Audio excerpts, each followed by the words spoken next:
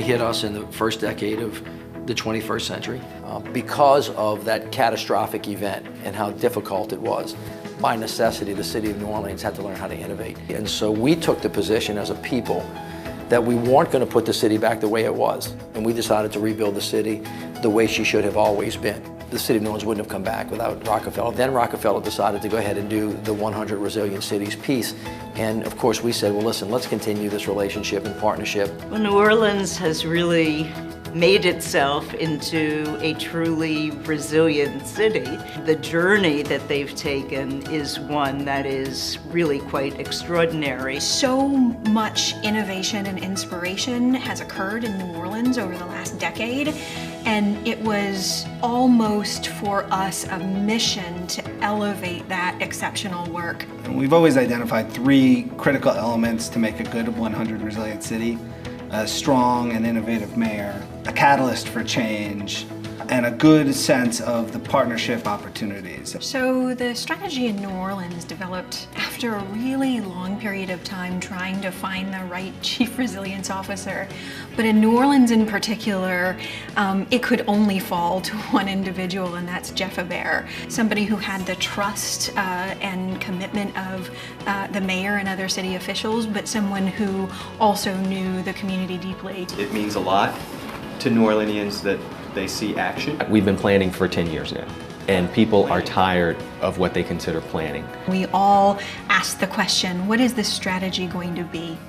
What does long-term resilience look like in a place like New Orleans? The tension that we have in this process is being able to convey to folks that this is a strategy for implementation, not just another plan. And Jeff built this most amazing team in New Orleans that he works with, who were really dedicated to not only bringing the city back after disastrous events, but who were dedicated to looking at New Orleans for the year 2050 and the next generation. And everyone had something to say about building resilience in New Orleans. I think it's the interesting tension of the work we're in. On the one hand, the things that really make a city more resilient, a more diverse and flexible economy, it's better infrastructure, it's a more engaged and cohesive community. None of those things happen in 6 months or a year or even 2 years. That's the work of a whole generation of leaders and citizens and activists in a city. And at the same time, we all need small victories, small projects that we can execute on that help create some of that momentum. They have extraordinary ways to really be demonstrating in vivo what building resilience is all about and the dividend that building resilience really generates. The most innovative thing, quite frankly, is the most simple, is that everything is indivisible and everything needs to be tied together, and you can't live in isolation. 10 years ago, the eyes of the world were on New Orleans because of this catastrophic storm and this horrific event. And what we're hoping is that the innovation that's come out of that, this resilience strategy, this resilience building effort, will inspire cities all over the world to reach further, to be bolder, to be braver about the things they're proposing and envisioning going forward, and how they can make their own cities more resilient.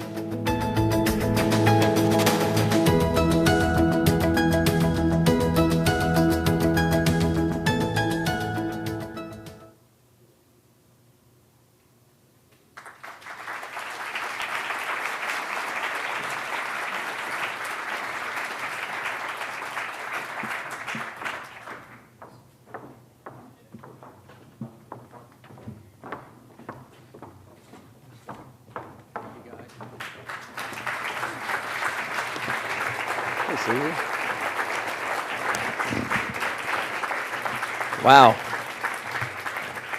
Good morning, everybody. It's a great looking audience. I'm so thankful to be here with all of you today. I want to recognize Craig Fugate, who is our FEMA administrator, been a great champion in our recovery. Dr. Catherine Sullivan, who is a NOAA administrator.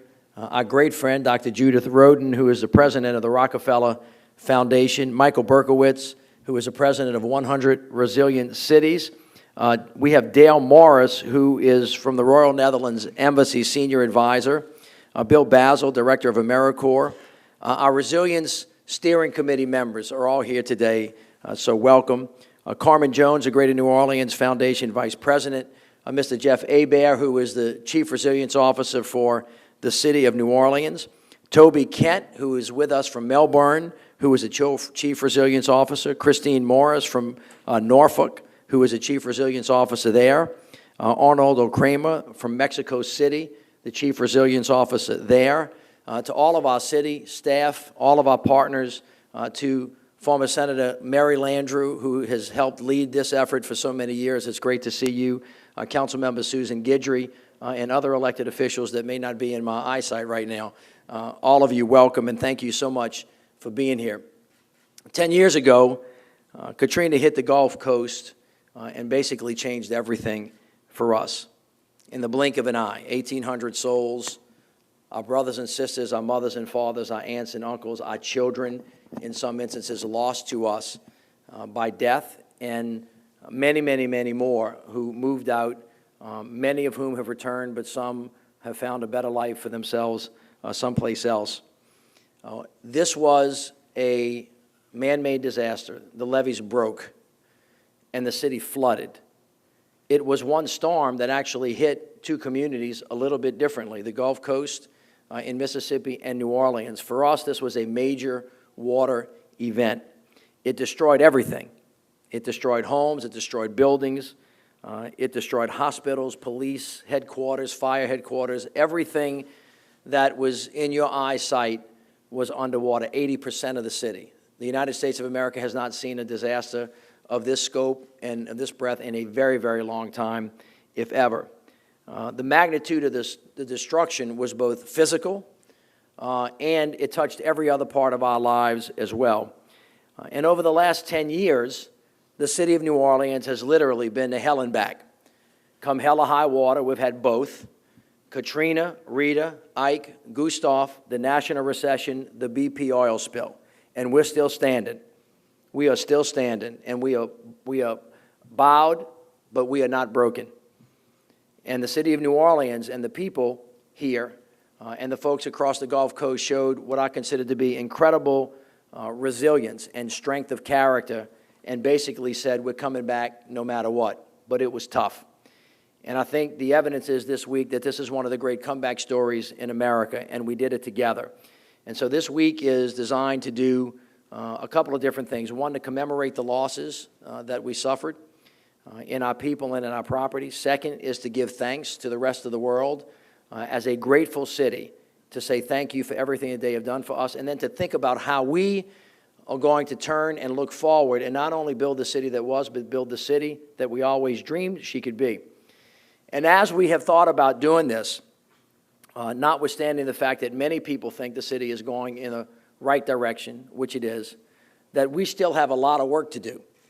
And in order for us to be prepared for what we know is coming our way, we have to get stronger. That is the word resilience. Our friends from the Rockefeller Foundation have been with us from day one. They helped fund the UNOP plan. Judith, thank you so much for that.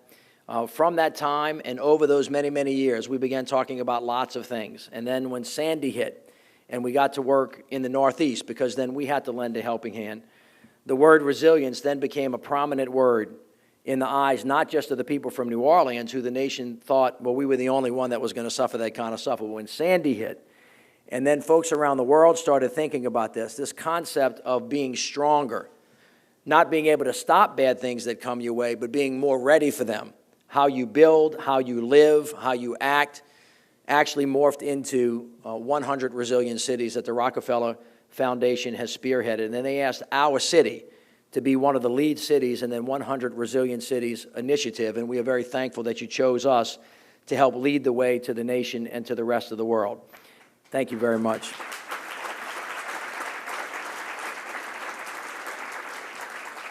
So as we build this city back, its physicality has to be strong. We have to learn from other cities across the world that have suffered the same kinds of things that we've suffered.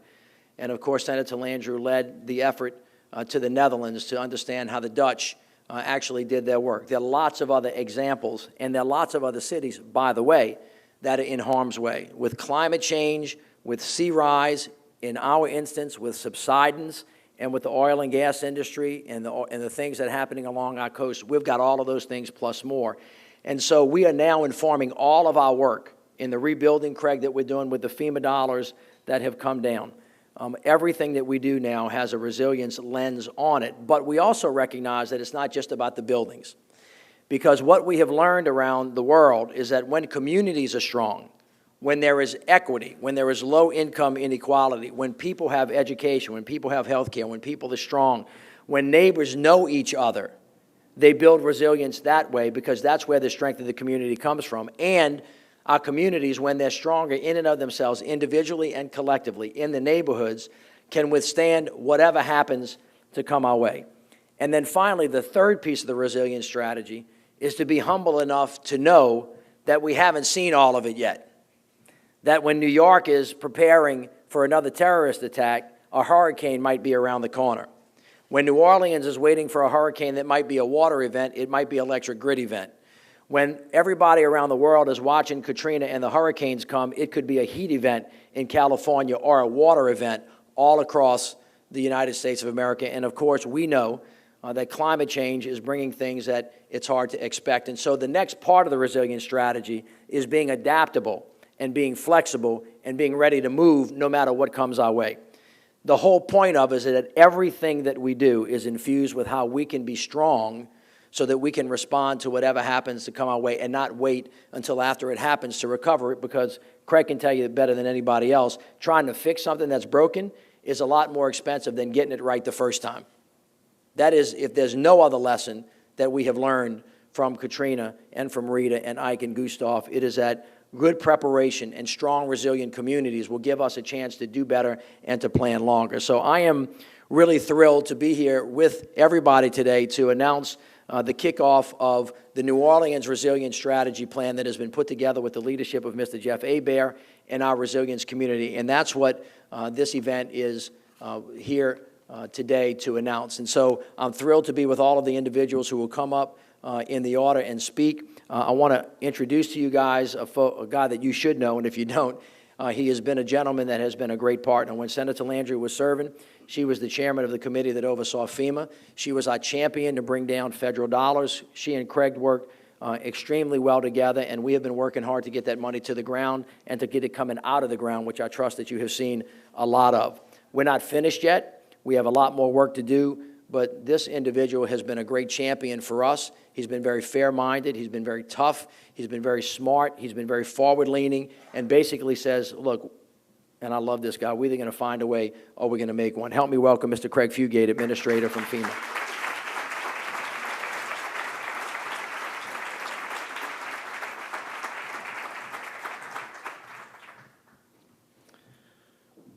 I love the term resiliency because you can pretty much make it mean anything you want it to mean.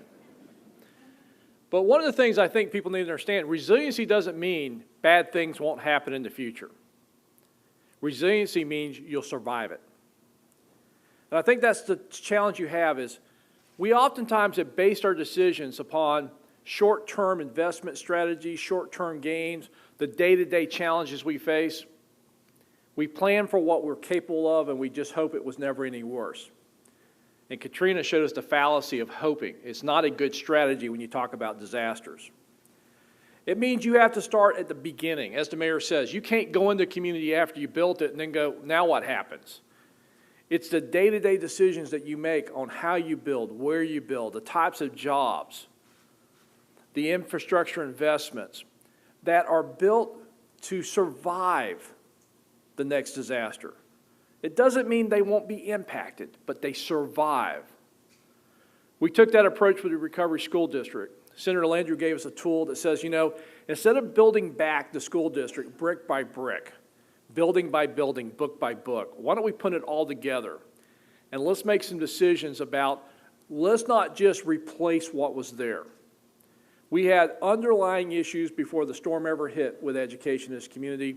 Schools that were in many cases were no longer, I mean, you go to them and you go, we've got to do better than this. So it wasn't just about replacing what was there. And it wasn't just about building things back from a storm. It was about rebuilding and rebranding an education system. So we wanted to make sure that as we put those schools back together, they weren't just built back for what had happened in the past. And they weren't just built back to what happened in Katrina. They were built to the future. And this is with resiliency, and our next speaker is going to talk more about this because she's on the front line of it. What is the future going to be? The data that we have from the past no longer can use to drive our investment decisions. We have to look at what future risk is and go, are we building high enough? Are we building strong enough? Are we building in the right way? Because if you're going to have a resilient community, you're going to survive. You can't have everything get wiped out next time Mother Nature doesn't play by our rules. And lose the schools, and lose the homes, and lose the businesses. I was in a meeting with President Obama, and again, the term resiliency as a nation is oftentimes, we're not going to have enough money to fix everything. And he said this, you have to make the decision about what you can live with and what you can not live without. And the things you cannot live without, that's where you need to put your focus. And as a nation, we cannot live without New Orleans, the port, the industries, the culture. So you have to look at where do you make your investments, where do you make decisions about how we build, not to just what's happened in the past and not just to limited data, but how do we build the future risk, some of which is changing in ways that we don't quite understand, but we're having to make decisions now for the future. And so our job at FEMA is not to come in and tell everybody, you know, this is the way it's going to be, but to work with communities, work with their plans, and look at how we build back after disaster for the future. And as the mayor said, unfortunately, that's where most of my job is rebuilding after disaster. If we're successful as a nation of resilient communities, perhaps that will move from rebuilding after disasters to merely cleaning up after disasters, and communities come back faster and stronger versus the devastation that we experienced here. But one of the people that daily looks at the data and sees the change, and no matter what your debate is about what's causing it, it's happening. And Dr. Sullivan and her team at the National Oceanic and Atmospheric Administration not only forecast the storms and forecast the weather, they forecast the climate. And they have the data. And you can argue your opinions till the cows come home, but the facts are the facts. As Tip O'Neill says, everybody's entitled to that opinion, but there's only one set of facts, and Dr. Sullivan's team has the facts. I'd like to introduce Kathy Sullivan, the administrator of NOAA.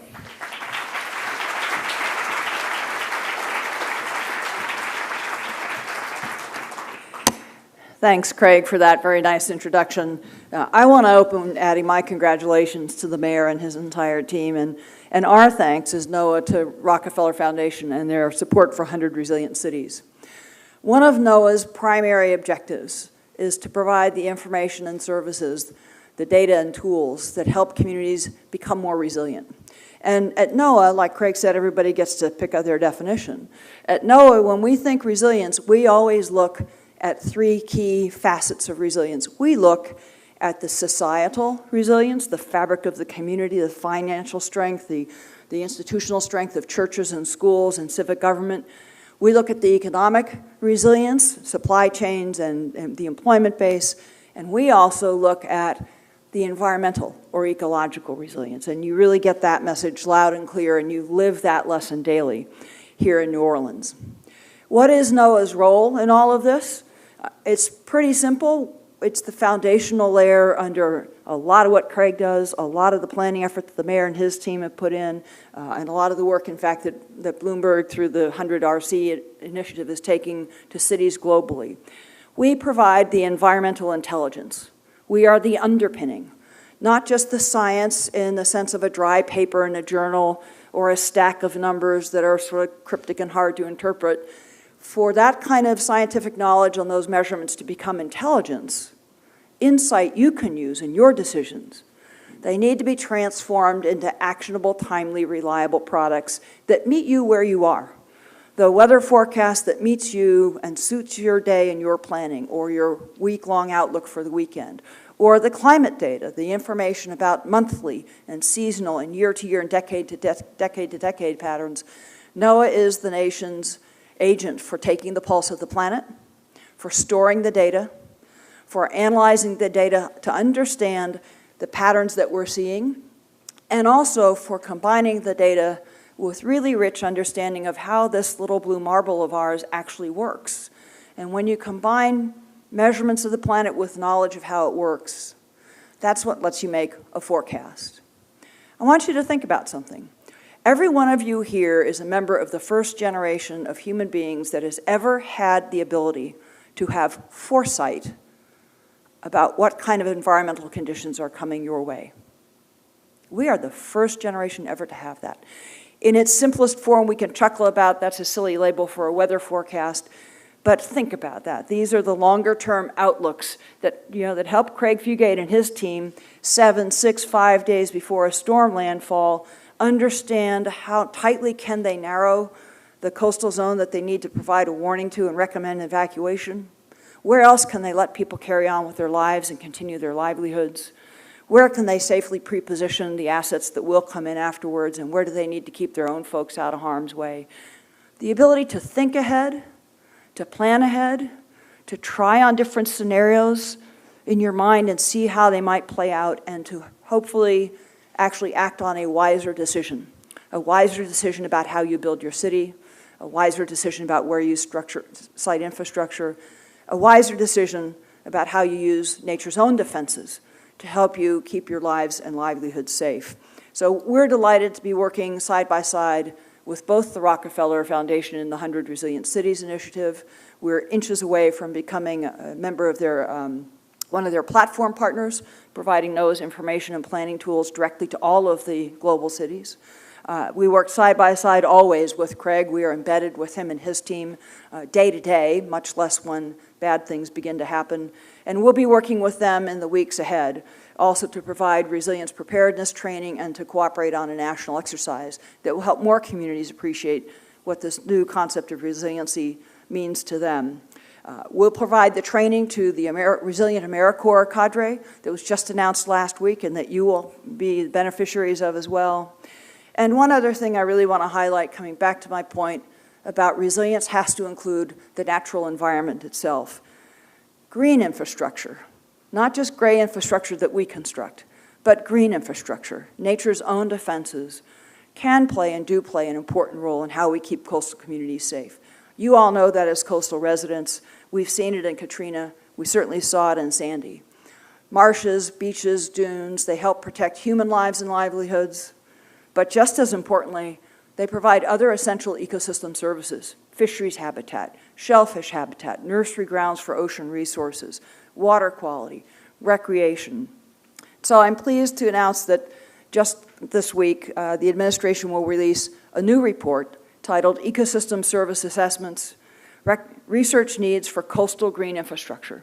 This will be both a useful tool for universities throughout the Gulf Coast who can see a prioritized set of research needs that your communities need to move forward in incorporating green infrastructure into your plans. But I'm confident your planners and throughout the region will also find it a valuable asset to them. We're delighted to be here as a member of this partnership that's helping New Orleans build forward to the future that's coming. And I'm very pleased to now introduce a good friend of mine, a long friend of mine, Dr. Judith Rodin, President of the Rockefeller Foundation.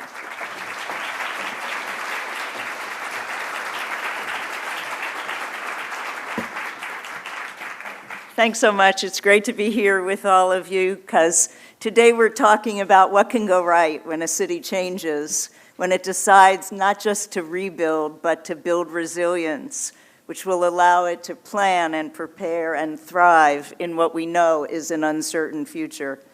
And through building resilience, a city can achieve the added benefits of what we call resilience dividends, investments that will pay off in the good times as well as the bad times. Being a resilient city won't mean being a perfect city. It will never mean 100% employment rate or a 0% crime rate or a 0% storm rate. It doesn't keep the rain from pouring. but it means, as so many of my predecessors have said, that when bad things do happen, and the one thing we can be certain of in this century is that they will, you'll have the systems and the strategies and the leadership in place that will allow you to take in new information, to adapt to changing circumstances, and to ensure that everyone is working towards a shared outcome. Certainly no one will forget what happened 10 years ago this week, but I believe that the story that will ultimately be told about New Orleans will be about the incredible transformations and the innovations that you will continue to unleash, and the changes you've inspired in cities around the world. And I think having several of our Chief Resilience Officers here from around the world is really a demonstration of that.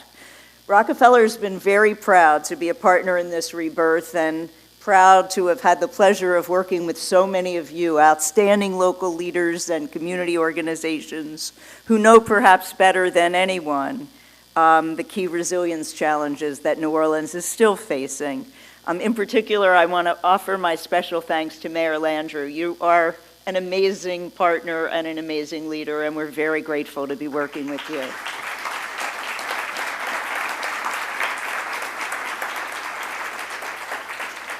Ten years ago, this community asked us to begin the work that we've done here to help it develop what became the Unified New Orleans Plan, the single integrated plan that began the recovery and focus for the first time on long-term resilience building activities.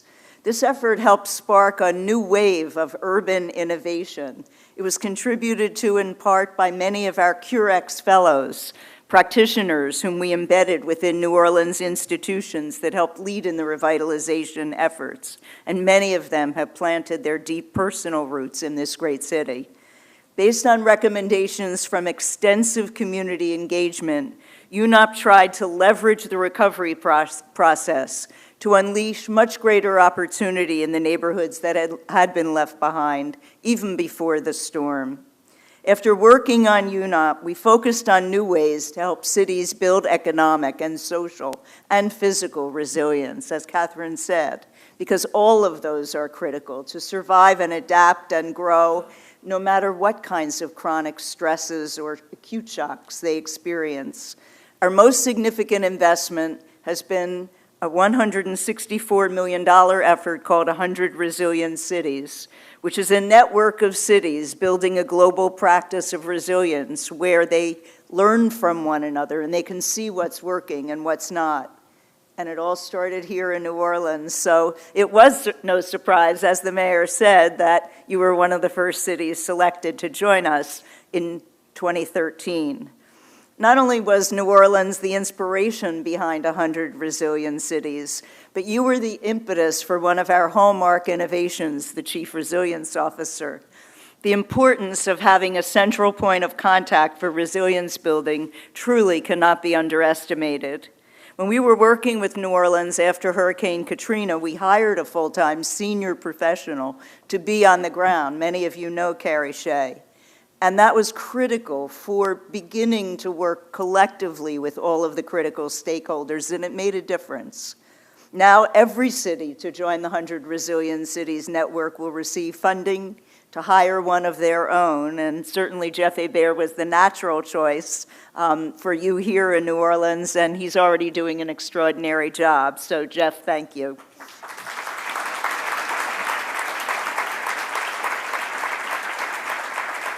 And his deputy, David Lessinger, is a former Rockefeller CUREX fellow, so you can see all of this coming together.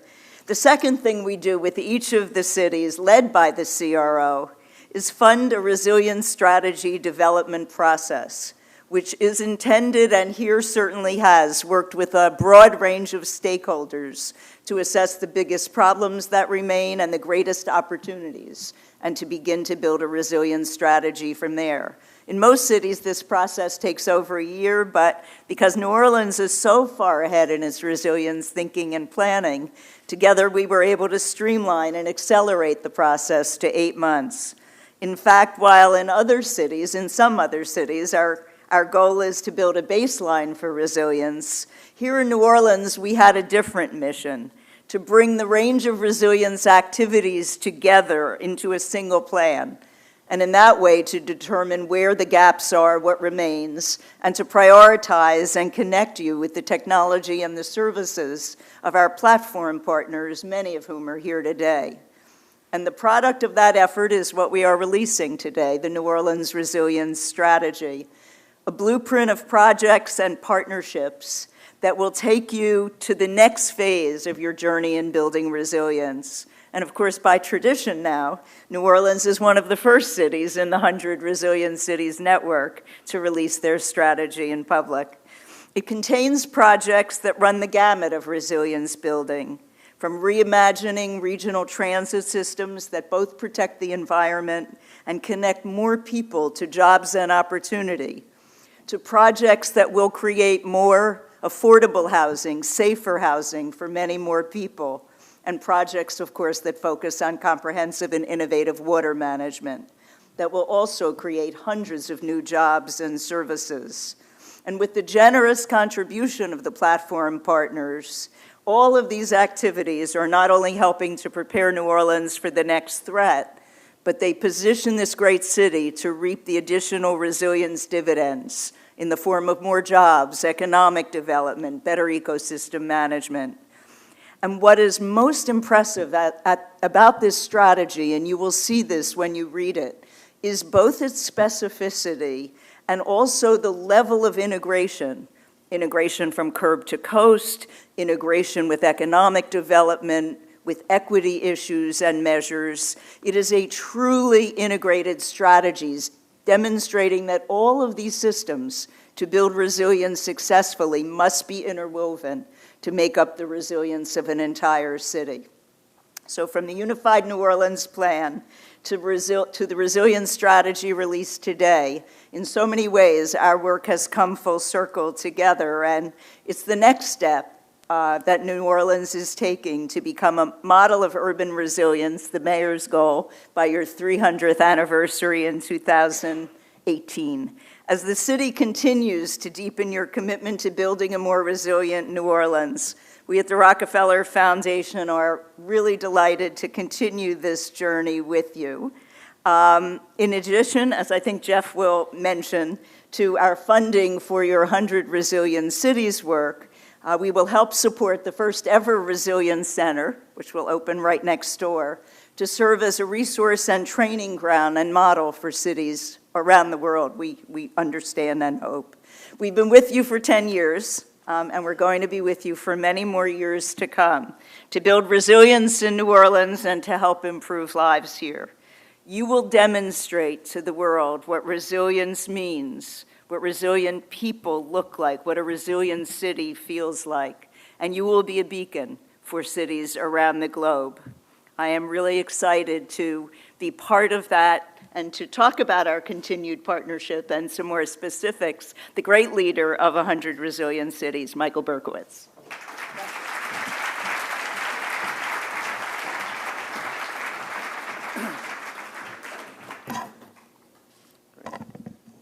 Thank you, Judy, and thanks, Mayor Landrieu and the esteemed group gathered here. And a special thanks to Jeff Hebert and his resilience team, including David Lessinger, Jared Genova, Colleen McHugh, Mary Beth Romig, and to the New Orleans City leadership team, who was so critical to making this a reality, Deputy Mayor Andy Copeland, Cedric Grant, Alex LeBeau, and of course, Brooke Smith. I think I saw you somewhere, Brooke, hiding in the back. Thanks for all the support and the leadership over these 2 years.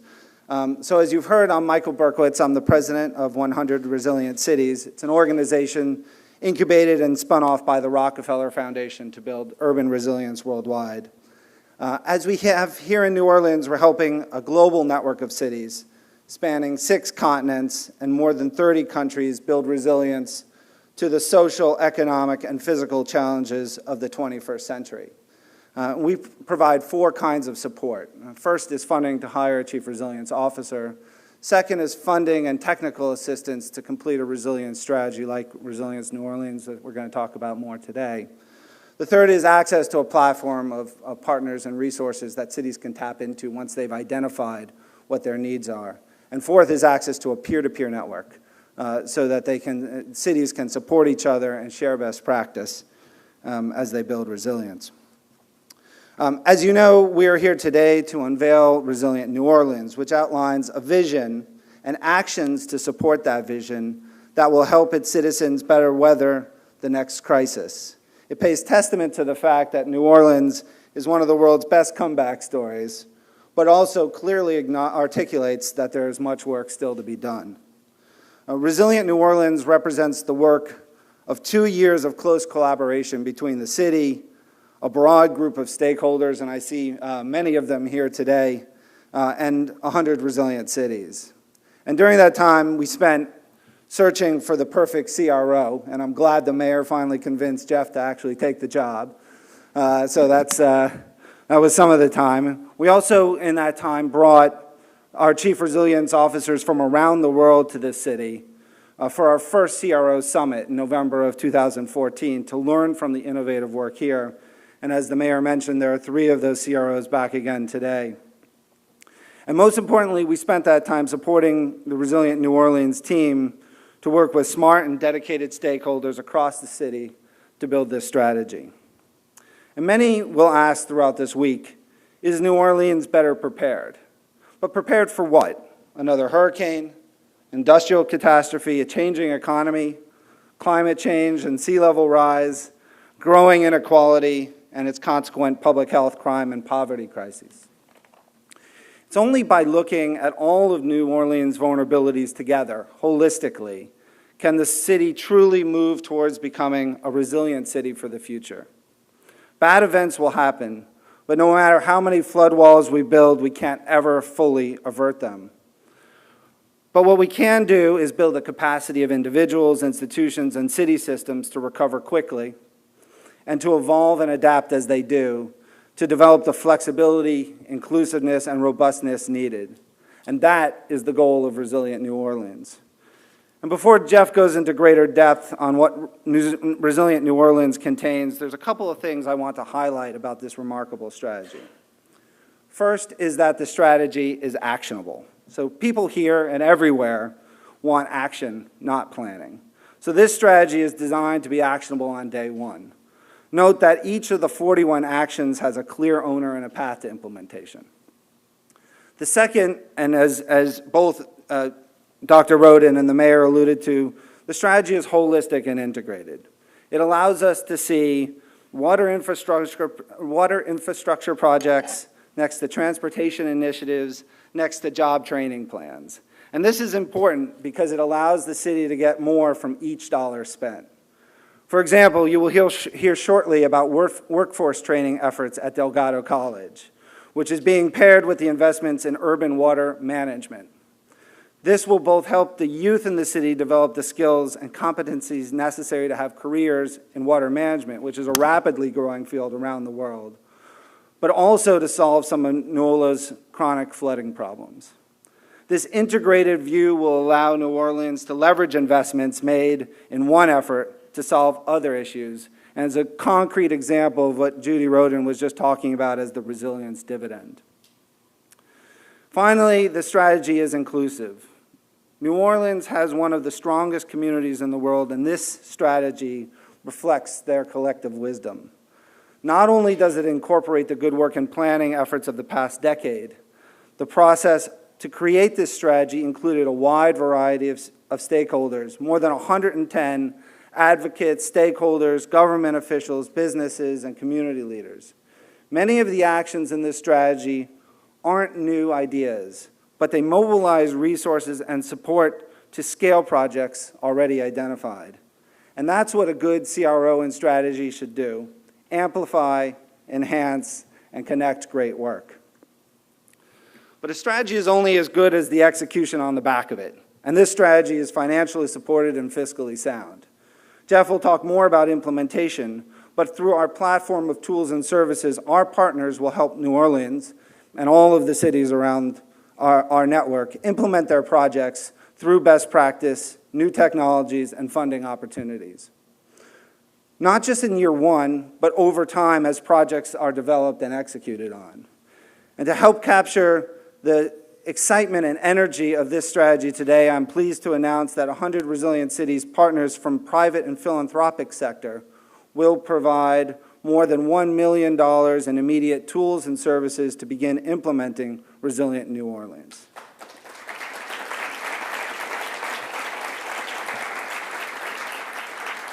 This includes commitments from the following organizations, and I know many of the representatives are here today. So Deltares, Deutsche Bank, Swiss Re, Veolia, the American Institute of Architects, iParametrics, and Sandia National Labs. And as New Orleans moves on in its resilience journey, the city will continue to have access to our partners who, overall, have committed to providing more than $100 million to our member cities around the world. Using these resources and others the city has identified, New Orleans will pivot quickly to begin implementing the actions outlined in this strategy. So one more thing I want to emphasize before I pass the mic to Jeff. The work that this city is doing is not just going to benefit the citizens here. It's going to have impact in cities around the world. At 100 Resilient Cities, we're working to build a global practice of resilience, and New Orleans has been an incredible partner in helping create this practice. Through the 100 Resilient Cities partnership and beyond, the rest of the world will learn from the remarkable collaboration and collective wisdom of city officials, heads of community-based organizations, academic institutions, and businesses in this community who generated this truly visionary document. And through our network, the world will learn from watching how you get it done. That includes not just other cities, but also businesses and in global institutions. As you will hear, this strategy is already serving as a beacon of investment for state and national government, as well as the philanthropic and private sectors. The market now has one of the first ever resilience strategies to respond to, and they're responding already. Our partners like Swiss Re and Veolia are already developing new services and solutions because of the work you've done here. Imagine that, large multinational commercial firms innovating to better respond to New Orleans' needs. And your influence doesn't stop there. Your efforts are positioning NOLA to be a leader for cities around the world. As you continue to execute on this strategy, your model of resilience will be an exemplar for other Delta cities, including Bangkok, Rome, and even the remarkable water managers in Rotterdam. I predict this model will inspire cities such as Medellin, Colombia, Rio de Janeiro, Durban, South Africa, who are also struggling with solutions for stresses of inequity, public health, crime, and poverty. And it will continue to generate meaningful collaboration with Mexico City, Melbourne, and Norfolk as you battle the impacts of climate change.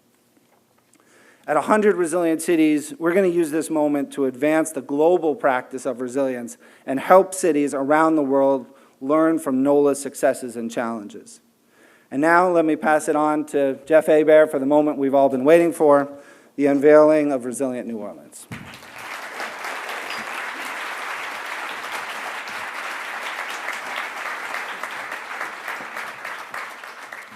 I'll lower the microphones because Michael is way taller than I am. Thank you, Michael, for that introduction. I'm proud to be here today, not just with the leaders on this stage, but the many of you in this room who have made this vision for a resilient New Orleans possible. First, I have to thank everyone who made the release of this possible. Our community contributors, over 350 of you across the city, help us pull together a lot of disparate information and try to understand what the vision for this city could be. Mayor Landrieu, for your vision and leadership on resilience here and abroad, and your continued support of this work. Dr. Roten, for your vision and leadership. Michael Berkowitz, for the development of the 100RC program and supporting our role in the global network. And your amazing team who have been with us on the ground, more than probably you should have been, to help us get to this day. Leah Flax, for your friendship and tremendous support. Bryna Lipper, our relationship manager, close friend and advisor, who has been more committed to this work in New Orleans than anyone else in this room, and spent as much time on this strategy as anyone else in this room, and always to help us find a resource or find a way to get to it if you could. We really appreciate that. Thank you.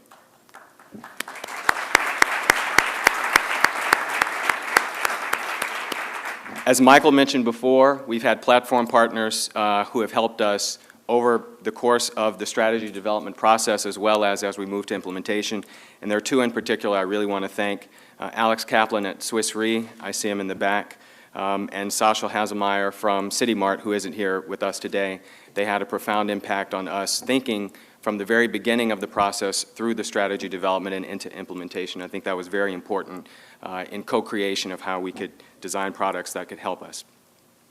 The Resilience Steering Committee, many of whom are here today, who provided great guidance and counsel to us through the process. And finally, to the fantastic, hardworking team in my office who helped support this work. Jarrett, David, Colleen, the long hours I think have paid off, Mary Beth, and the team from the Mayor's Office of Neighborhood Engagement who helped us get out to the community and talk in great sessions about what this vision could be. Thank you. HRNA Advisors, who is our strategy partner who provided both intellectual guidance and project management that got us here today. I will tell you for a fact we would not be here today on this deadline if it wasn't for the folks at HRNA Advisors, and I think we should all give them a round of applause.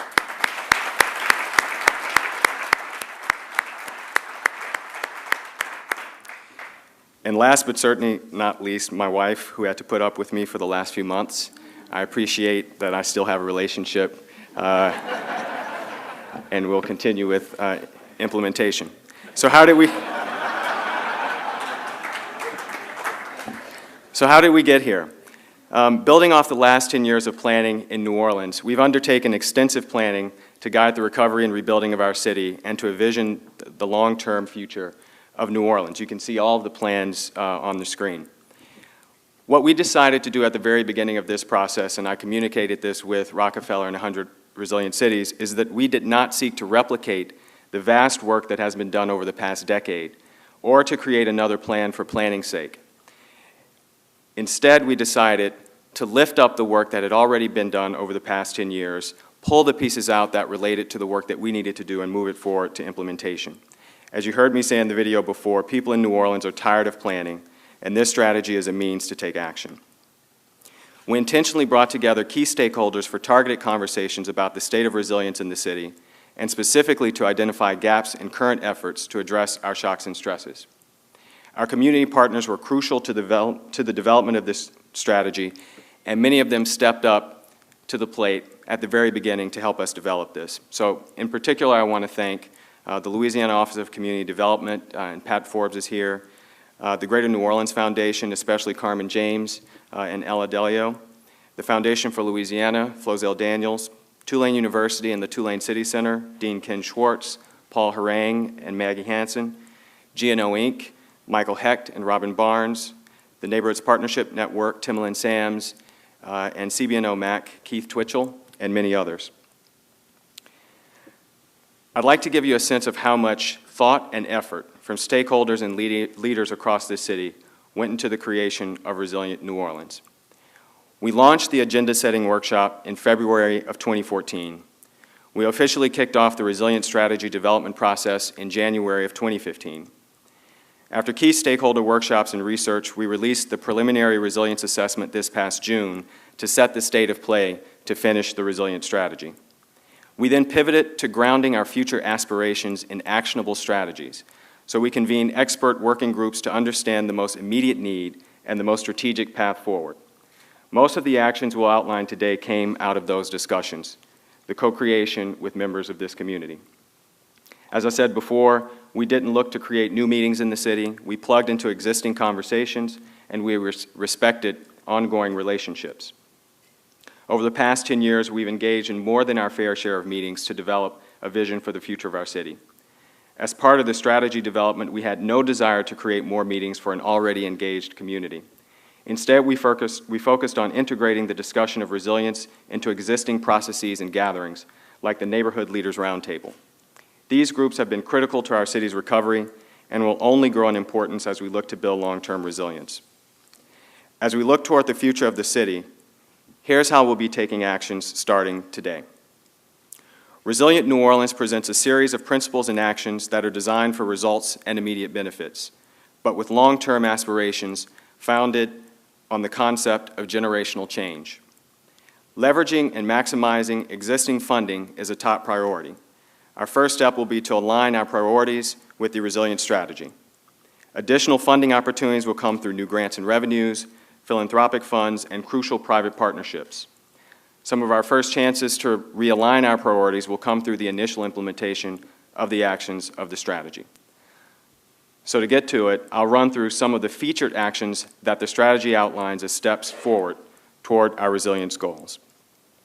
Our first goal addresses the most existential threat, as Dr. Sullivan discussed earlier. We call it Adapt to Thrive. Our aspiration is that we are a city that embraces our changing environment. Recognizing that adaptation is both physical and behavioral, we will be pursuing infrastructure projects, but also complementary education and awareness building initiatives. In partnership with the Coastal Protection Restoration Authority and GNO Inc., we will leverage our resources to advance coastal restoration and protection projects that benefit the City of New Orleans and the region. The city will implement comprehensive and innovative stormwater management projects in partnership with the Sewerage and Water Board, the Greater New Orleans Foundation, the Trust for Public Land, and Deltaris to complement our traditional drainage system of pipes and pumps. We will develop a resilience retrofit program in partnership with Deutsche Bank to provide incentives for property owners to reduce their own risk through storm resilience improvements such as elevation, flood-proofing, storm shutters, and stormwater management features. In collaboration with organizations like the Louisiana Children's Museum, Ripple Effect, and Evacuteer that are already developing environmental awareness and stewardship of young New Orleanians, we will work to increase the depth and breadth of educational impact through both in-classroom and out-of-classroom experiences for our emerging environmental stewards. With guidance from the C40 Network and the Urban Sustainability Directors Network, we will complement our adaptation efforts by setting greenhouse gas emissions reduction targets and implementing a climate action plan to achieve them. Our second overarching goal is Connect to Opportunity. This is founded on the principle that in the future, we are an equitable city.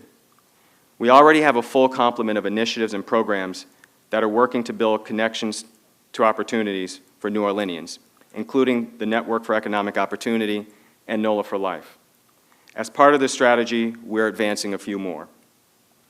With leadership from the Foundation for Louisiana and a partnership with Harvard's Microfinance Opportunities Initiative, we will establish an emergency savings account program for low and moderate income individuals that will also serve as an entry banking product. With help from CityMart, the city will launch an innovation challenge to identify creative solutions for narrowing the digital divide here in New Orleans. In the future New Orleans, our goal is that we are a dynamic and prepared city. To do this, we need to adapt, but also transform city systems both inside and outside of government. Transit is one of our most vital city systems, connecting our residents to services and opportunities. The city will work with the RTA to outline a strategy to redesign our regional transit systems to connect people, employment, and essential services, not just in Orleans Parish, but in Jefferson Parish and throughout the region. We're establishing the Mayor's Office of Resilience and Sustainability with the guidance of 100 resilient cities and peer cities through the Urban Sustainability Directors Network to facilitate capacity building and the adoption of resilience building best practices throughout city government. The city will develop a comprehensive pre-disaster plan for post-disaster recovery with help from our partners at IPR Metrics to combine land use, housing, economic development, and public health services into a clear path forward. In addition, as Michael discussed earlier, the city is exploring innovative insurance-backed service agreements with partners Swiss Re and Veolia to safeguard the reliable service of our city's most critical infrastructure systems during times of crisis. Preparedness is important at many scales, and especially for the businesses that provide critical services for residents both during and after shocks. Through a partnership with the Walmart Foundation and the United Nations Office for Disaster Risk Reduction, we are bringing technical assistance to small businesses to help them assess their preparedness and to develop disaster response and recovery strategies. As we move to energy efficiency strategies, the city is partnering with the Downtown Development District and Entergy to launch an energy efficiency challenge to engage property owners, businesses, and employees in a competition to reduce overall energy consumption in the CBD. With our partners at the U.S. Department of Energy and Sandia National Laboratories, the city is assessing the risks of energy outages to critical infrastructure systems and conducting feasibility studies for microgrid backup systems for our future. And finally, to show city leadership on energy efficiency, we will lead by example through a new partnership with a homegrown company, Posigen. We will install solar panels and battery backup modules on the City Hall complex to provide redundancy to critical city systems in the face of shocks and outages. But with all of this, outreach is the most critical part of the success of this strategy. So as Dr. Roden mentioned before, and Dr. Sullivan as well, I'm happy to announce that last week, New Orleans was selected by the Corporation for National and Community Service and Cities of Service to be among the first cohort of cities to participate in the Resilience AmeriCorps program.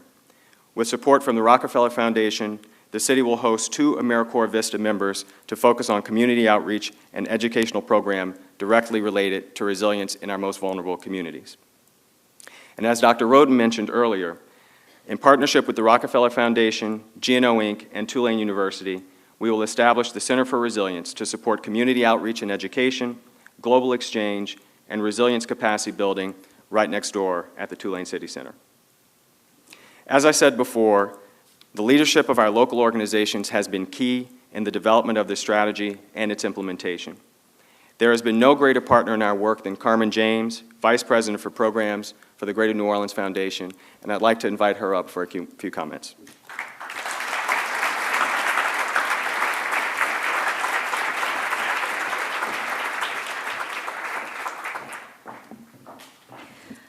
Good afternoon.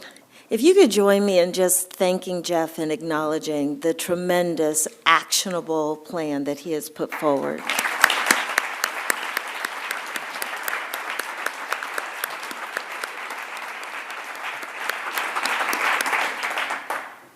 I am pleased to greet you today. My name is Carmen James on the behalf of the Greater New Orleans Foundation. We are your community foundation, and our mission is to create a thriving community for all. And the work of the resiliency team and the plan that is being put forth truly undergirds and strengthens this mission. We have entered a phase where we are working with the city in new ways, in exciting ways, and this pathway of looking at resiliency, looking at how we bring together tenets of equity and economic growth, and considering our environmental health together to propel our city forward into the future is so incredibly exciting. And Jeff and his team have been fabulous to work with, because from day one, he promised us that this wouldn't be some glorious plan, that we would focus on clear, actionable steps forward. So I am just so excited on behalf of the Greater New Orleans Foundation to be a partner with the city in this effort. We have, after Hurricane Katrina, established one of the first endowed funds at the Greater New Orleans Foundation, and it's our environmental fund. And over the last year and a half, we've been looking at how our environmental fund actually connects to other pieces of our work.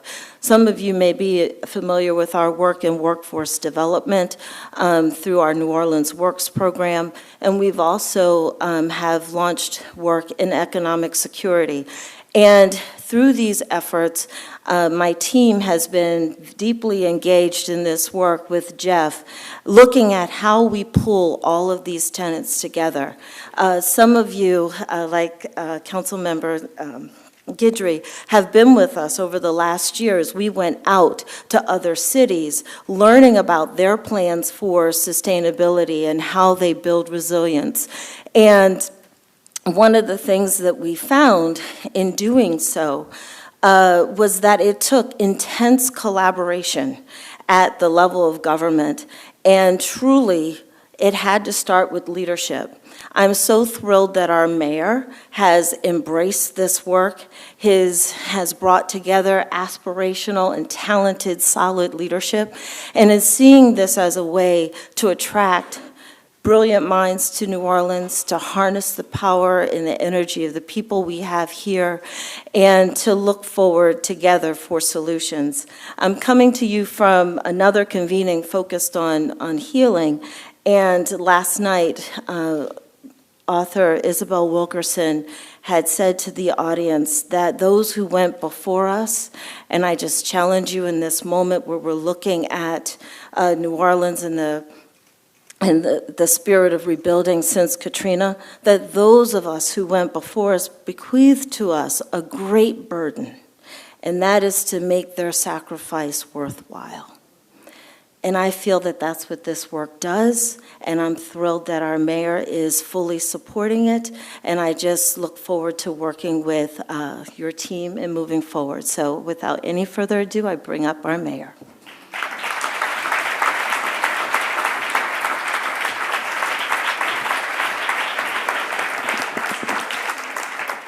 Councilmember Head has joined us. It's great to see you. And of course, Councilmember Guidry has been here since the beginning of the program. And I thank both of them for their tremendous support and their partnership in this effort. A great tragedy befell us. We got up. This week, you see how a city has moved from tragedy to triumph. It's a great story of resurrection and redemption. The new New Orleans way is to envision a city not the way she was, but the city that we always dreamed she could be. The way we got there, because we don't have enough to do everything all of the time, is to do the things that we need to do so this city can be strong again no matter what comes our way. The new New Orleans way, everything that's happening in this city that's positive is only happening because we have been able to facilitate relationships, link people together, leverage assets that already exist, and then to actually find a specific way to get from where we are to where we need to be. Partnerships really, really matter here because there is nothing that we have done that has not involved great cooperation on the federal, state, and local levels, horizontally and vertically. Everybody in the room, everybody taking responsibility, and everybody seizing opportunity. In partnership with that, we have the private sector, the faith-based community, not-for-profits, and philanthropic organizations who have been with us from the beginning. And it is the glue of all of those together, working towards one goal, that have allowed us to arrive at successes in so many areas. And I dare say that there's not one that's really much more important than becoming a stronger city, so that no matter what comes our way, we're able to do that. And so now you see that philosophy being driven all the way down to not another master plan, but actionable items that do three things. Recognize that we are in a changing environment that we cannot control.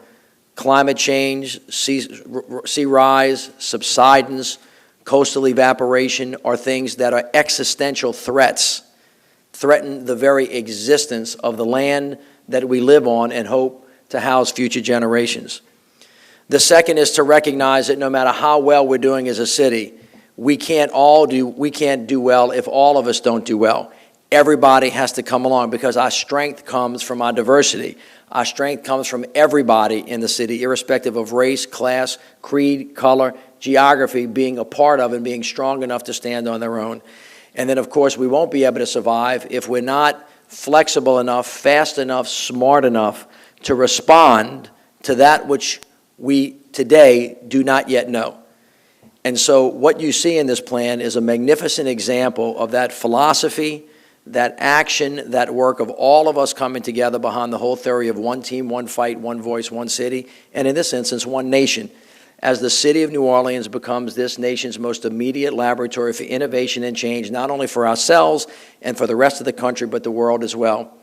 And to bring it down to a granular level where we have a number of different things that we have to do at once. We have to learn how to live with water. The city of New Orleans is in negotiation still with FEMA about the reconstruction of our water and drainage system. When we come to agreement on what that is, we are going to have resources to fix it, but the way we fix it now will be informed by the need to build a resilient water and management system. One problem, money, and solution. 52% of African American men in this city are not working. Terrible stress on the community. And if we find a way to make sure that those individuals get trained through the workforce training programs to actually work on rebuilding our drainage systems in a resilient and sustainable way, the people of New Orleans will then have rebuilt New Orleans, not built it back the way she was, but built it in a way that can be a model for the rest of the country. That is one specific, massive, actionable item that we hope will come out of this plan and inform everything else that we do. So as we close, we thought that we wanted to show you, with the Rockefeller Foundation, what the year 2050 might look like. And there's a young man named Marcel that lives in the city of New Orleans today, and by the time he's 2050, he will benefit from the work that was done. So the Rockefeller Foundation put this together for us, and I hope that you enjoy the very brief presentation.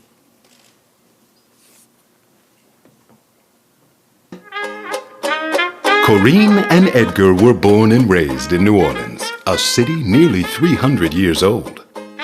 Like many before them, they faced challenges but persevered. If we make the right decisions today, their son Marcel will grow up in a New Orleans different than the one they knew. His life will be marked by a different set of challenges for the future. Growing with Marcel will be a city built to last. One protected by a newly completed surge barrier almost 2 miles in length, 26 feet high, and more than 200 feet deep. Marcel may know it as a great fishing spot, but this engineering marvel, as well as coastal restoration efforts outside the levees and innovative ways to live with water inside the levees, together help keep his city safe. When storm clouds form on the horizon, an early warning system will provide real-time updates so Marcel and other families can prepare for a coming storm. And thanks to new building codes and our Living with Water approach, residential and commercial buildings are safer, more resilient, and structurally sound. Building a resilient city is more than prepping for man-made and natural disasters. It's about making the fabric of the city stronger too. As Marcel grows, he'll benefit from innovations in public education that excel in science, technology, engineering, and math, and integrate resilience and environmental awareness into the curriculum. These schools not only put Marcel on the pathway to higher education and success, they also ensure that New Orleans becomes an engine for business investment that connects its residents to good job opportunities, things that are vital to the health of our economy. As an adult, Marcel might commute to work on a modern, efficient streetcar, passing revitalized neighborhoods in sync with the rhythms of success. He'll work in a New Orleans that promotes businesses, large and small. Through economic development initiatives, we'll spur growth in bio-innovation and the health services sector and the water economy. With Marcel's job in the fast-growing water management industry, New Orleans will embrace water to achieve improved safety, economic growth, and quality of life. Today, we are at a crossroads. The decisions we make today will determine the next 300 years and the future viability of New Orleans. Together, we can steward the next evolution of this unique and dynamic city, so Marcel, his family, and all New Orleanians can embrace the future while celebrating their roots.